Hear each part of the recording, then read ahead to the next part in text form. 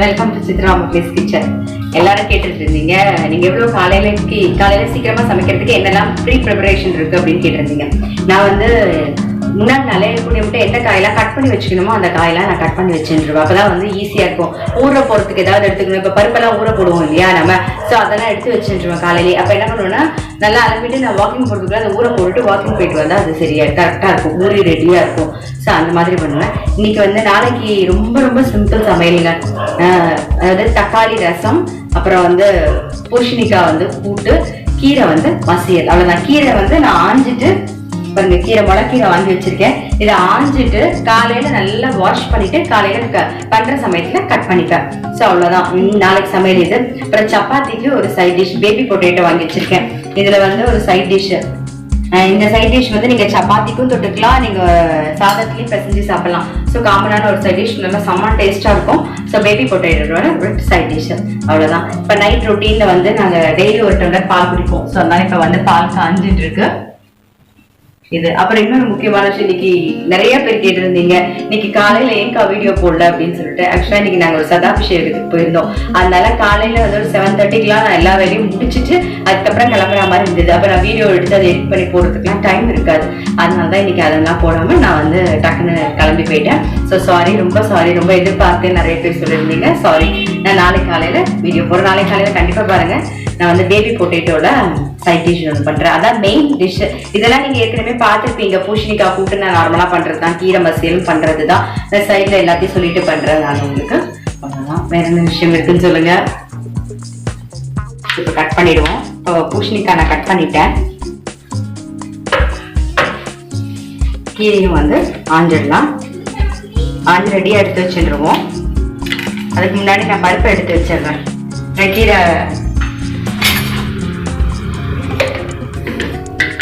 வந்து கரெக்டா ஒரு கரண்டி பாசிப்பருப்பு, ஒரு கரண்டி பாசிப்பருப்பு. நான் வந்து ஒரு கைப்பிடி வந்து கடலைப்பருப்பு போடுவேன். ஸோ இப்போ கடலைப்பருப்பு எடுத்துன்றேன் நான்.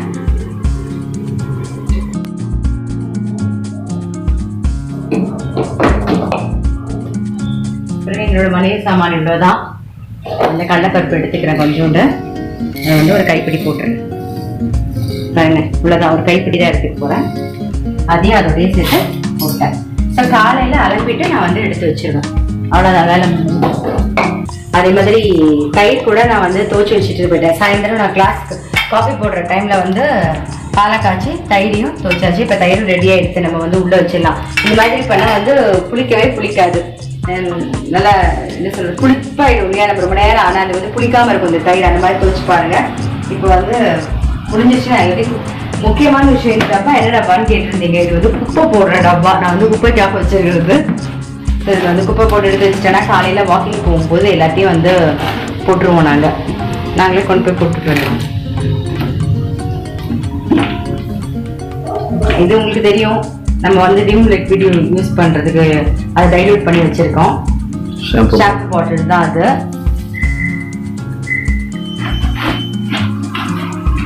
இந்த பாதி கீரைக்கு மேல இந்த கீரை தான் இருந்தது, குப்பை கீரை தான் இருந்தது. நல்ல கீரையே காணும். எல்லாத்தையும் முடிச்சுட்டு மேடையெல்லாம் நல்லா தொடச்சிட்டு, அதே மாதிரி நான் பருப்பு வந்து எடுத்து வச்சிருக்கேனே தவிர இப்போ ஊற போட மாட்டேன். நான் காலையில வாக்கிங் போகும்போது தான் ஊற போட்டுட்டு போவேன். அப்ப கரெக்டா இருக்கும். வந்து ஊறி இருக்கும், எடுத்து டக்குன்னு சமைச்சிருவேன் நான். எல்லாத்தையும் முடிச்சுட்டு மேடையும் ஒரு வாட்டி தொடச்சிட்டு கிச்சனை பெருக்கிட்டு அதுக்கப்புறம் படுத்துட்டோம்னா கரெக்டா இருக்கும். காலையில எழுந்து வரும்போது கிச்சனை பார்த்தாலே நமக்கு ஆசையா இருக்கும், வேலை பண்ணணும்னு ஆசையா இருக்கும். கீரை வந்து காலையில எழுந்த உடனே நல்லா வாஷ் பண்ணிட்டு அதுக்கப்புறமா தான் நான் கட் பண்ணுவேன். ஃபர்ஸ்ட் வந்து 2 வாட்டி வந்து வெறும் தண்ணியில அலம்பிடுங்க. அதுக்கப்புறமா உப்பு போட்டு நல்லா 2 வாட்டி அலம்பிட்டு அதுக்கப்புறமா கட் பண்ணுங்க. நான் அப்படிதான் கட் பண்ணுவேன். கட் பண்ணிட்டு கீரையை வாஷ் பண்ண வேண்டாம், வாஷ் பண்ணிட்டு கீரையை வந்து கட் பண்ணலாம். ஸோ அப்படிதான் நான் கட் பண்ணுவேன். இது காலையில தான் இந்த கீரையை கட் பண்ண போறேன். அவ்வளோ முடிஞ்சிச்சு. இது பாருங்க, எல்லாம் பூசணிக்காயும் கட் பண்ணி ரெடியா இருக்கு. ஸோ அதை எடுத்து உள்ள வச்சிடலாம். இது கீரையும் எடுத்து ஒரு கவரில் போட்டு உள்ள வச்சிடலாம். அவ்வளோதான்.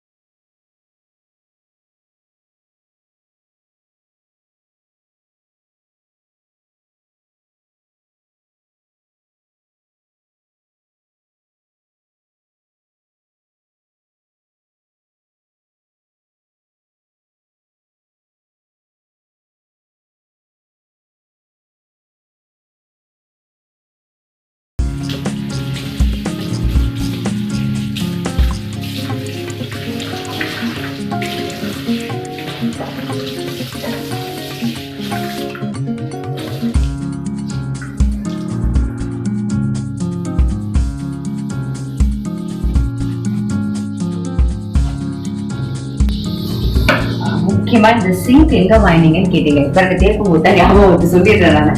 இது வந்து 35 வருஷத்துக்கு முன்னாடி வீடு கட்டும் போது போட்ட சிங்குங்க. அதுக்கப்புறம் நாங்க மாற்றவே இல்லை. நல்லா குழுவா நல்லா இருக்கும். இதெல்லாம் வந்து எங்க மாமியாரோட ஐடியா தான். நல்லா குழுவா தண்ணி தேய்ச்சிட்டு நீங்க கவுத்தீங்கன்னா தண்ணி எல்லாம் அழகா சரிஞ்சு வந்துடும். நிறைய பேர் கேட்டிருந்தீங்க இந்த சிங்க் எங்க வாங்கினீங்கன்னு சொல்லிட்டு. எங்க வாங்கினீங்க? நீங்க வடவழியிலதான். கடை பேர் ஏதாவது பர்டிகுலரா இருக்குங்களா? ஏன்னா இதுல வீடு கட்டும் போதெல்லாம் நான் இல்லைங்க, இந்த வீடு கட்டி 35 வருஷம் ஆச்சு, என் கல்யாணம் 21 வருஷம் தான் ஆகுது. அதனால தான் அவரை கேட்கிறேன். தமிழ்நாடு ஹார்ட்வேர்ஸ் நினைக்கிறேன். தமிழ்நாடு ஹார்ட்வேர்ஸ் அங்கதான் வாங்கினாரா. வேணும்னா நீங்க போய் பாருங்க, இந்த மாதிரி இருக்காங்கன்னா இருக்கும். எல்லா இடத்துலயும் இதை விட இப்ப நிறைய மாடல்ஸ் எல்லாம் வந்திருக்கேன்.